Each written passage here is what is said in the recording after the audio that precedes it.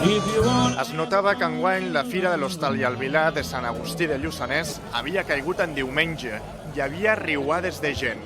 Avui hi havia molta gent i l'any passat no hi havia gaire gent i podies caminar molt més fàcilment. Al ser un diumenge es nota que al ser cap de setmana doncs, hi ha molt més un ambient més de famílies, més nens, gent que treballa i que durant la setmana no pot venir i que ara durant el cap de setmana doncs, han pogut aprofitar. Per aquest motiu també hi havia més activitats per la canalla, com inflables, llits elàstics o un taller de cistelleria, a més de la tirolina.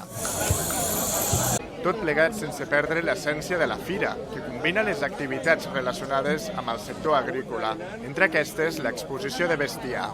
Que tenim vaques limusines i fem selecció i venem molts reproductors amb altres ramaderies i venim aquí a aquesta fira més que res per col·laborar també i ajudar a fer una mica visible el sector.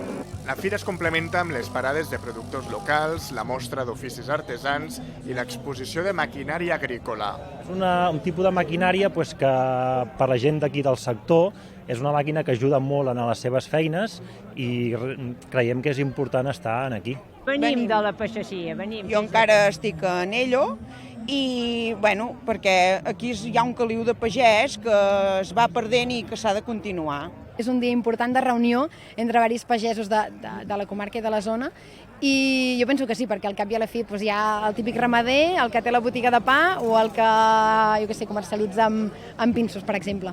Un dels plats forts de la fira és el concurs de ratafies, que enguany arribava a la 4ª edició. La ratafia guanyadora va ser de quilòmetre zero, d'un veí de Sant Boi. Nous i herbes i tot herbes, Tot de per aquí, tot, sí. Com més vell es fa, més bona és, perquè va perdent l'esperit i va agafant solera. Com a novetat, enguany també hi havia música en directe. El grup de Blue Stable va amenitzar la jornada que va tancar amb èxit absolut.